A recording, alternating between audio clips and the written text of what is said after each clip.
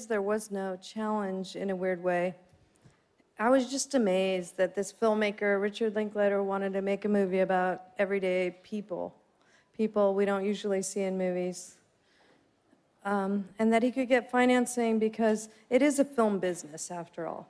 And you can't have a contract because Olivia de Havilland fought for us not to be in indentured servitude. So we have a 7-year contract rule in America. So this little boy could have decided at 7 years he wanted to walk away. And even though it was a small budget movie, $2.8 million, he could have walked away in the middle of our movie to find a financier who would give us money, even though it was just $2.8 million. That's a big investment to make with no safety net. And I was actually kind of blown away that the Producers Guild didn't honor that, because that really was such a brave move. We're going to 43, and then I'll go to 53. Hi, Patricia. Angela Bishop from Network 10 Australia.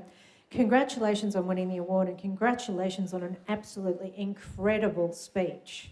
Thank you. Did you see Meryl Streep's reaction? I didn't, but I heard about it, and I hugged her afterwards, and she's the queen of all actresses, patron saint of actresses. So it's amazing, but it is time for us. It is time for women. Equal means equal, and the truth is the older women get, the less money they make. The more children, the highest percentage of children living in poverty are female-headed households. And it's inexcusable that we go around the world and we talk about equal rights for women in other countries, and we don't. One of those Superior Court justices said 2 years ago in a law speech at a university, we don't have equal rights for women in America, and we don't because when they wrote the Constitution, they didn't intend it for women. So the truth is, even though we sort of feel like we have equal rights in America, right under the surface, there are huge issues that are at play that really do affect women. And it's time for all the women in America and all the men that love women and all the gay people and all the people of color that we've all fought for to fight for us now. Well done. We're going to Thank you. 53, and then I'll go to 252. Hello, Patricia. Congratulations. Thank you. Boyhood was a movie that in Portugal, the network that I represent is a TV channel called SIC. It was huge, and it was huge because of the length. I mean, we're talking about 12 years. How do you feel about representing so many years of lives? I mean, we were talking about this boy, but we were also talking about your relationship and Ethan Hawke's relationship with a son. How could you build this character for so many years? Well, Richard Linklater loves human beings, and by the time he decided to make this story, he wanted to make an autobiographical story, not just of his own childhood as a boy, growing up through his perspective, but also by that point, he'd become a parent.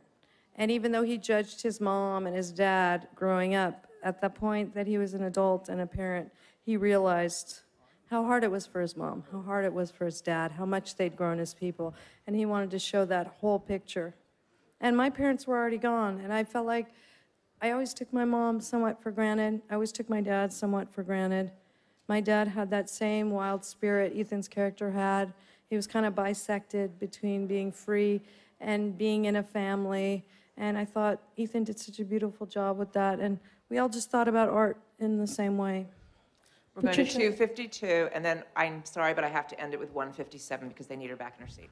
Patricia, over here to your other side. To your left. Congratulations. Thank you. What do you think, given the comments that you made tonight about someone like Amy Pascal, the former Sony Pictures head, who said effectively that women should be better negotiators, that it's not up to her to pay women more when she has effectively underpaid women?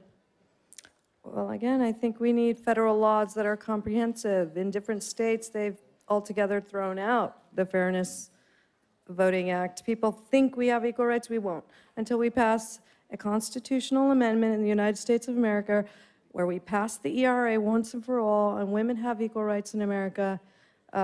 We won't have anything change. This morning, you know, there's these things, the mannequin and so on, and what are you wearing? I'm wearing a dress my best friend designed. We've been best friends since we were 7 and 8 years old. I think she was the first person who ever said to me, what do you want to be when we grow up? We were standing next to her Barbie dream house.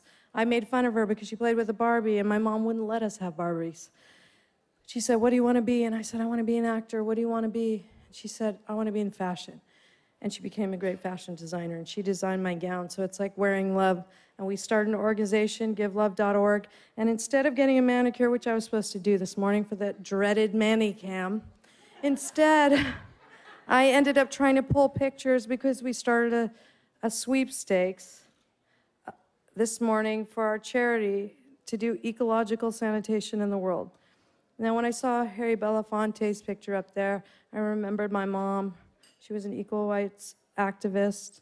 She worked for civil rights. And this is who I am. This is the whole who I am. I love my business, I love acting, and I love being a human being on earth, and I want to help. I never saw this moment of me winning an Academy Award. I never even thought I'd be nominated, and I was okay with that. But you know what I did see? I saw many things that have come true in my life, and one of them was helping thousands of